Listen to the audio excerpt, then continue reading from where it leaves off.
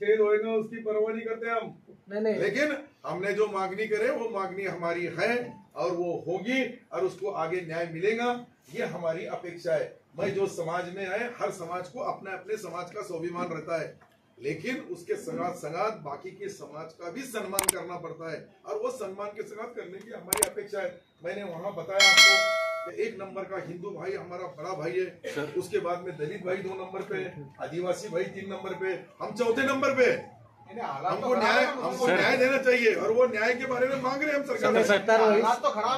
गेल्या 2.5 वर्षामध्ये मुस्लिम आरक्षणाबद्दल मुख्यमंत्री शिंदे आणि तुमच्यात काही चर्चा झाली आहे का ते सांगा। एक लक्षात घ्या, मी सन्माननीय मुख्यमंत्री महोदयाला 2दा या विषयावर बोललो आणि मुस्लिम समाजाच्या ज्या भावना होत्या ते नॅशनल लेवलवर आज जे मुस्लिम समाजाचा विरोधी मतदान पडला तो काही सिल्लोड मध्ये किंवा औरंगाबाद संभाजीनगर मध्ये नाही, देशभर मध्ये अनेक मतदारसंघाचा तुमच्याकडे रेकॉर्ड आहे, माझ्यापेक्षा जास्त तिथे पडलेला आहे। त्याला काही एकट्याला, परंतु एक समाजाला न्याय मागण्याचा अधिकार आहे आणि मी तो माझ्या पद्धतीने त्या कॅबिनेट मध्ये प्रत्येक वेळेस जे मला बोलायचं आहे ते मी बोलतो। मुख्यमंत्री महोदयाला बोलतो, उपमुख्यमंत्री महोदयाला बोलतो। 30 कोटी रुपयाचे 500 कोटी असेच झाले का ते मी बोललो, मी ते प्रस्ताव आणला। आता मला वाटतं की परवापासूनच आम्ही अर्ज मागू लागलो, आदिवासी आणि मागासवर्गीय बांधवांचा आणि ओबीसी साठी जसे मुलं 200 कॉलेजेस मध्ये जातात पीजी करायला, त्याला 40 लाख रुपये खर्च होतो, ही भारत सरकारने मंजूर केला। या वर्षी पहिल्यांदा मुस्लिम समाजाची मुलं ही विदेशच्या ज्या जगभरामधल्या 200 कॉलेजेस आहे त्याच्यामध्ये त्यांना ऍडमिशन, हे सर्व मी बोललो। म्हणून शेतकऱ्यांसाठी विशेष कर्जमाफी दिली, त्यामध्ये सर्वप्रथम मी सन्माननीय महाराष्ट्र राज्याचे लोकप्रिय मुख्यमंत्री एकनाथरावजी शिंदे साहेबांचा मनापासून आभार मानतोय। त्याचप्रमाणे आमच्या उपमुख्यमंत्री आदरणीय देवेंद्रजी, दुसरे उपमुख्यमंत्री आदरणीय अजितदादा पवार आणि विरोधी पक्ष नेते, आम्ही दोन्ही मंत्री या संस्थेचे संचालक आहे। मी आहे भोमरे साहेब, पूर्वी आता खासदार झाले। आम्ही सर्वांनी प्रयत्न करून महाराष्ट्र सरकारला एक विनंती केली का आमचा रामकृष्ण जल उपसा जो आहे त्यामध्ये हजारो शेतकरी गुंतलेले आहेत, हजारो शेतकऱ्यांच्या नावावर व्याज चालू आहे आणि अशा पार्श्वभूमीवर जी आमची मुद्दल रक्कम होती 64 कोटी काही लाख रुपये ती महाराष्ट्र सरकारने आम्हाला दिली। त्याच्यामध्ये टर्म्स ऑफ कंडिशन टाकून दिला का संचालक मंडळाने आणि सर्वसाधारण सभेने या दोघांमधून तात्काळ तो निर्णय घेऊन शासनाला पाठवावा। यासाठी 150 कोटी रुपये आमच्या बँकेवर जो वजा आहे व्याजाचा रूपाने, त्यासाठी महाराष्ट्र सरकारला आम्ही एक विनंती करणार आहे का सदरील जो व्याज आहे तो 150 कोटी असल्या कारणाने जिल्हा मध्यवर्ती बँकेला शेतकऱ्याचा 7/12 कोरा करायचा असेल तर तो मोठा भूर्दंड बसल। एक तर नांदेडच्या धर्तीवर आम्हाला ही पॅकेज द्यावं, जिल्हा मध्यवर्ती बँकेला काही पैसे वापरासाठी द्यावे किंवा अनुदानाच्या रूपाने 100-150 कोटी काही दिले तर निश्चित ही जिल्हा मध्यवर्ती बँक शेतकऱ्यांसाठी सक्षम आहे। लातूर नंतर मराठवाड्यामध्ये एकमेव औरंगाबाद संभाजीनगर जिल्हा जो आमची जिल्हा मध्यवर्ती बँक आहे त्या माध्यमातून त्याचा विशेष फायदा, हजारो शेतकरी याच्यावरून कर्ज माफ होणार आहे। त्याचा जो भाग भांडवल आणि ती जी रामकृष्ण जल उपसा आहे त्या जल उपसाला बँकेच्या ताब्यात राहील। बँक त्याला जे काही त्याची मुद्दल आणि व्याज जो आमचा 150 कोटी रुपये माफ करू लागलो त्याबद्दल राहील। अशा पद्धतीने आज ठराव सन्माननीय सदरील या मीटिंग मध्ये सर्व सन्माननीय सदस्यांनी एकमुखाने पास केला।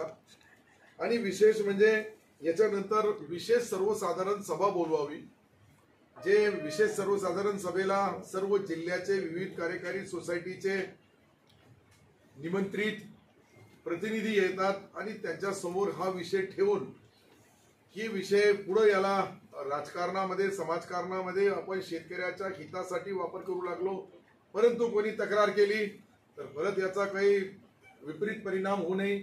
संचालक मंडळाला ज्या ज्या शंका होत्या आम्ही त्या सर्व चर्चा केल्या।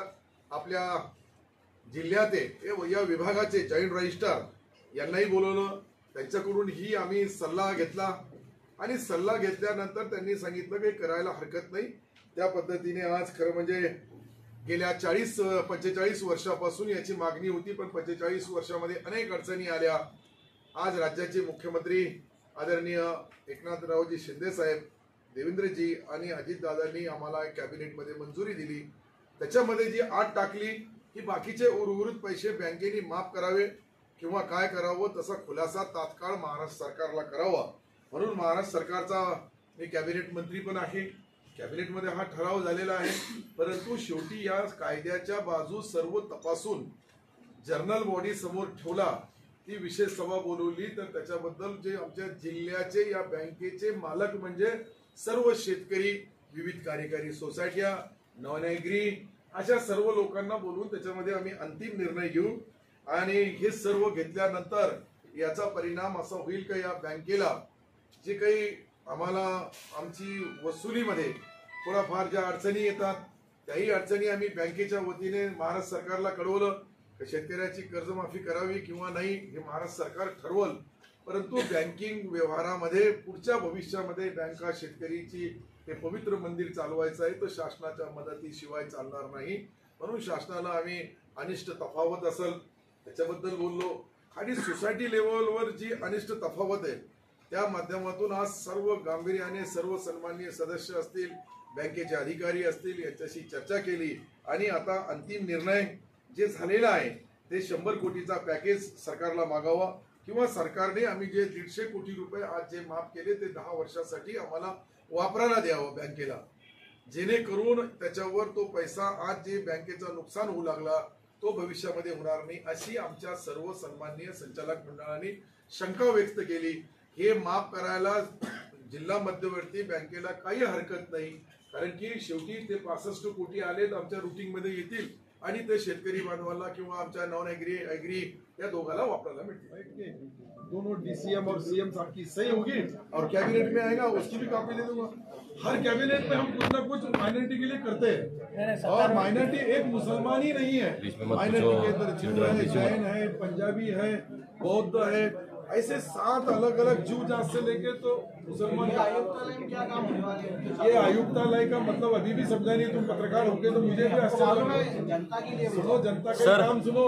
यहाँ जो है माइनॉरिटी डिपार्टमेंट का वक्फ बोर्ड का कंट्रोल वहाँ रहेगा, उनका वरिष्ठ बोल के. वहाँ जो है आज मौलाना आजाद फाइनेंस कॉर्पोरेशन है उनका कंट्रोल वहाँ रहेगा.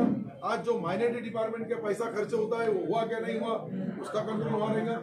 उसके बाद हमारे जो छोटे छोटे यूनिट चलते हैं वो ये मदरसा, हमारा एक मदरसा बोर्ड को भी हम 2 लाख के बजाय अभी 10 लाख रुपए कर दिए. 10 लाख उनको देंगे तो वो सही गया कि नहीं गया, वो जिस चीज के लिए दिया गया उसका कंट्रोल है क्या नहीं है. और आयुक्तालय यहाँ नहीं है, ये आयुक्तालय का नीचे हर डिस्ट्रिक्ट के अंदर ऑफिस रहेगा, वो उससे कनेक्ट रहेगा. 86 पद मैंने मंजूर किया, 86 तो 86 पद उनके रहेंगे और वो यहाँ के आसानी से काम करेंगे ताकि वक्फ बोर्ड के अंदर कभी अगर एक आधा मस्जिद का इनाम है, एक आधा दरगाह का इनाम है, एक आधा वक्फ बोर्ड की प्रॉपर्टी को कोई अलग से विल्हेवाट लगा रहा सर उसको कंट्रोल करना सरकार ने. और एक आधा ऑर्डर करा है. 2016 का जीआर बताया, मैं नया कुछ नहीं बताया. 2016 में देवेंद्र जी ने एक जीआर करे थे कि जितनी भी वक्फ प्रॉपर्टी किसी भी व्यक्ति के नाम पे खासदार, आमदार, मंत्री, उद्योगपति या लीडर या पुजारी कोई भी जात का होगा उसको राउंड मारना और वहाँ वक्फ बोर्ड का नाम लिखना. सर, सत्तर साहब बात करा, मैं सबकी बात करा. सत्तर सर, मराठा आरक्षण के लिए कई जगह आत्महत्याएं हो रही है. गवर्नमेंट में से आप कुछ गुड न्यूज देने वाले हैं कि मराठा समाज को आरक्षण पर कुछ होने वाला है क्या?